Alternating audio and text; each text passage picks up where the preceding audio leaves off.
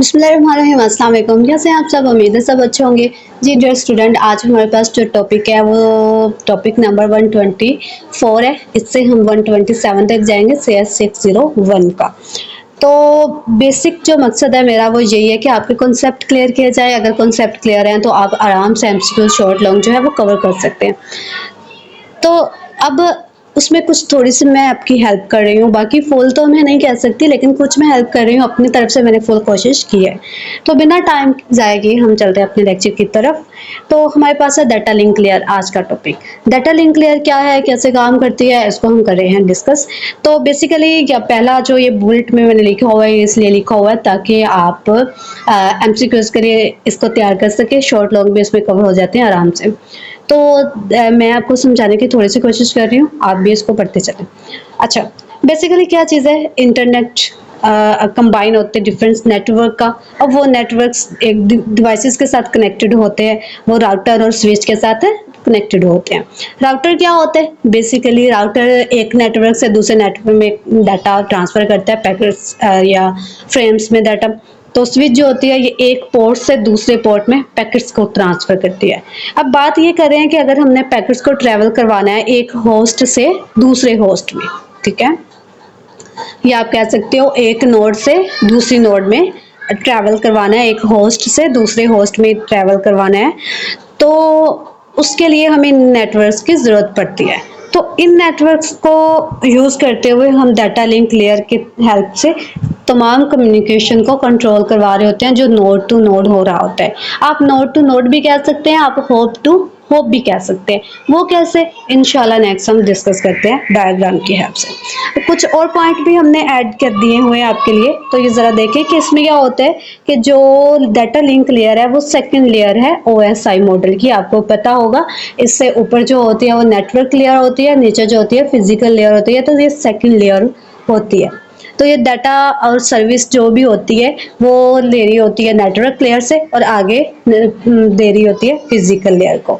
इसको protocol layer भी आप कह सकते हो। तो ये क्या करती है कि दो नोड्स के दरमियान में नेटवर्क के ऊपर डाटा को ट्रांसफर कर रही होती है फिजिकल लेयर के अक्रॉस में।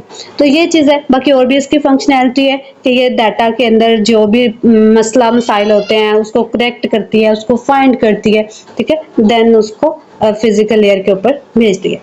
अब वही बात के कम्युनिकेशन ये नोड टू नोड करवाती है, या आप कह सकते हो होप टू होप करवाती है। ये एक डायग्राम है।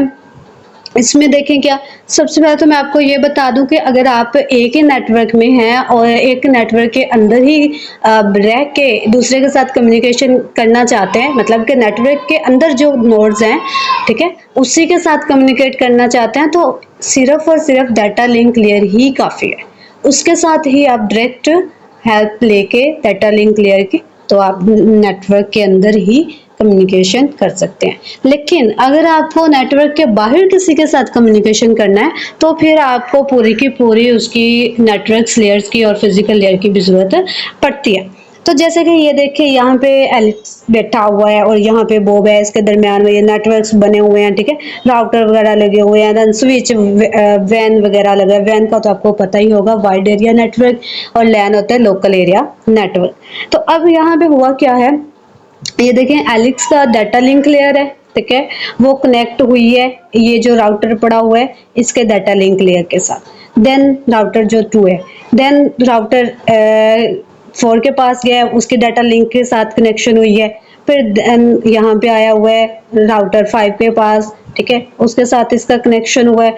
फिर आगे जाके वो राउटर 7 के साथ कनेक्शन में आया, फिर जाके वो बॉब के जो लिंक है डाटा लिंक लेयर उसके साथ कनेक्शन में आया, देन जाके उसका कम्युनिकेटर हुआ है। तो ये कुछ इसके लिखे हुए हैं कि लैन स्विच लोकल एरिया नेटवर्क की स्विच जो होती है, देन वैन स्विच में आता है वाइड एरिया नेटवर्क की स्विच, ठीक है, और ये राउटर की एक पिक आपको दिखाई हुई है, जो आपको पता है, मैंने अभी बताया था कि router network to network data को ट्रांसफर करता है। अब हम डिस्कस कर रहे हैं आगे नोड एंड लिंक्स। नोड क्या होता है, लिंक्स क्या होते हैं, पहले तो हमें ये पता होना चाहिए। मैं आपको डायग्राम पहले दिखा देती हूँ ताकि आपको समझने में इजी हो जाए। ज़रा ये देखें, ये हमारे पास डिवाइस पड़ी हुई है, ठीक है, कोई डिवाइस हो सकती है, कोई राउटर हो सकता है, ठीक है, तो वो बेसिकली हमारी नोड काउंट होगी। ओके, तो ये डिवाइस पड़ी हुई है, राउटर है, दूसरा, तीसरा, चौथा और पांचवा, छठा, ये 6 हमारे पास नोड है। उसके दरमियान में ये जो लिंक हो रहा है, बेसिकली ये लिंक हमारे इनको कनेक्ट करने के लिए इस्तेमाल होते हैं। ठीक है, ये इन्होंने अलग से भी नीचे बना के दिखा दी हुई है। ठीक है, ये कुछ छोटा सा पार्ट उन्होंने पिक किया हुआ है। ये पहली नोड है, इस पहली नोड को दूसरी नोड के साथ कनेक्ट करने के लिए हमें एक लिंक करना पड़ता है। इस तरह 1 बाय 1 करके हम करते हैं। तो अब जरा इधर आ जाए, देखिए क्या कह रहे हैं, वही बात कि ये नेटवर्क जो के अंदर data link layer node to node communication करवाती है। डाटा को एक पॉइंट से दूसरे पॉइंट में सेंड करने के लिए हमें लैन वैन का जो है वो हेल्प लेनी पड़ती है नेटवर्क्स की। देन हम क्या करते हैं, हम दो एंड के दरमियान में या तो होस्ट लगा देते हैं, इसको रेफर करते हैं, या राउटर होता है। ठीक है, राउटर वगैरह भी हो सकता है, या कुछ भी दूसरी डिवाइस जो यूजर या रिसीवर की तरफ होती है कनेक्शन के लिए, तो वो हम उनके दरमियान में लिंक्स करवाते हैं। तो ये चीज़ें देन क्या सर्विस प्रोवाइड करती है डाटा लिंक लेयर, उसको हम डिस्कस करेंगे। जैसे मैंने आपको पहले भी बताया कि ये फिजिकल और नेटवर्क के लेयर के दरमियान में होती है, और ये सर्विस क्या क्या प्रोवाइड करती है, वो करती है फ्रेमिंग। ठीक है, मतलब फ्रेम बनाती है, पैकेट्स इसको नेटवर्क लेयर से आते हैं, इसने उसको फ्रेम में कन्वर्ट करना है। देन फ्लो कंट्रोल करती है, फिर जो भी एरर आ रहे होते हैं, अब फ्लो कंट्रोल क्या करती है, ये फ्लो कंट्रोल करती है होप टू होप। ठीक है, ये मैं आपको थोड़ा सा ये बता दूं, इसी डायग्राम की हेल्प से मैं बता देती हूँ कि देखें, अब डाटा हमने इस नोड को सेंड करना है, इस नोड ने इस नोड को सेंड करना है। अब ये नहीं इसने फ्लो कंट्रोल करना कि डायरेक्ट ये देखेगी यहाँ से यहाँ तक का डाटा कि कैसा हुआ है, नहीं, इसने इस नोड के साथ जो कनेक्ट हुई है, जहाँ पे डाटा गया है, पहले डाटा लिंक लेयर ने यहाँ से यहाँ तक का चेक करना है कि हाँ जी ये बिल्कुल सही हुआ है, फिर यहाँ से यहाँ नोड टू नोड इसने काम करना है। ओके, आई थिंक आपको क्लियर हो गया होगा। देन एरर कंट्रोल भी करती है, एरर कंट्रोल करती है कि हाँ जी हमारा डाटा बिल्कुल सही पहुंचा है, मतलब कि डेस्टिनेशन पे जाके डाटा को नहीं देखना कि हाँ जी गलत हुआ है फिर दोबारा से सेंड करें, नहीं, इसने जैसे फ्लो को कंट्रोल किया है नोड से नोड तक, ठीक है, इसने एरर को भी इसी तरह नोड टू नोड ही चेक करना है, मतलब कि यहाँ से इसने यहाँ तक आ जाना है, इसने यहाँ पे एरर चेक करना है कि हाँ भाई जो डाटा सेंड किया गया उसमें कोई एरर तो नहीं है। अगर एरर होगा तो ये वापस भेजेगी कि दोबारा से मुझे सेंड करें, और नहीं है तो उसको नेक्स्ट मूव कर देगी। अगर इनके दरमियान में कोई एरर अगर हुआ है तो वो यहाँ पे चेक करेगी, वापस भेज देगी। मतलब उसने यहाँ से डायरेक्ट यहाँ पे आके चेक नहीं करना कि हाँ जी अब रिसीव हो गया, अब देखें एरर तो नहीं है। तो ये बेसिकली नेटवर्क ट्रांसपोर्ट जो लेयर है उसके अंदर होता है। ठीक है, यहाँ पे ये नहीं होता, ये data link layer node to node काम करती है। आपको आई थिंक कंसेप्ट जो है वो क्लियर होगा। तो अब फर्स्ट फंक्शन होता है डाटा लिंक लेयर का, और ये क्या करता है, डाटा पैकेट्स को फ्रेम के अंदर डिवाइड करता होता है। आप इसको प्राइमरी सर्विस भी कह सकते हो डाटा लिंक लेयर की। बेसिकली ये जो फ्रेमिंग होती है इसके अंदर दो प्रोसेस होता है, एक होता है कैप्सुलेशन, एक होता है डिकैप्सुलेशन। दोनों को कंबाइन किया जाए तो फ्रेमिंग कहलाती है।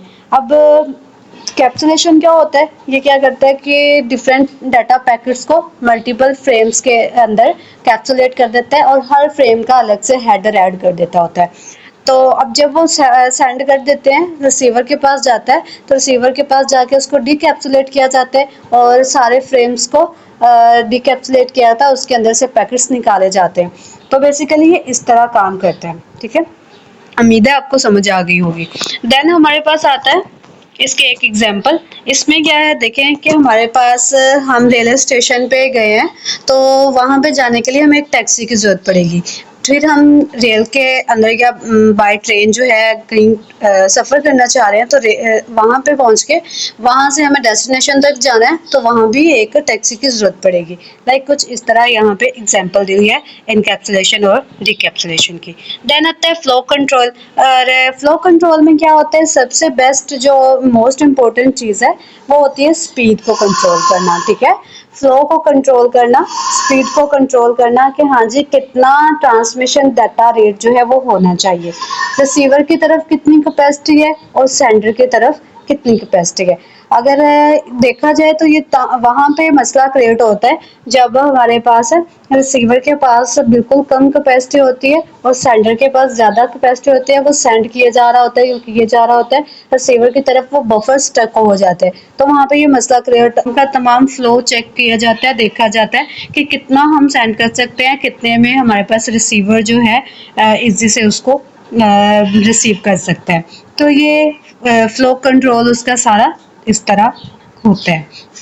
देन हमारे पास आता है एरर कंट्रोल। एरर कंट्रोल में क्या होता है कि हम जितने भी एरर होते हैं, डाटा लिंक लेयर उस एरर को पहले फाइंड करती है, ठीक है। फाइंड करने के बाद फिर उसको करेक्शन में लेके आती है, उसको करेक्ट करती है। और कंजक्शन में क्या चीज़ है, कंजक्शन कंट्रोल होती है।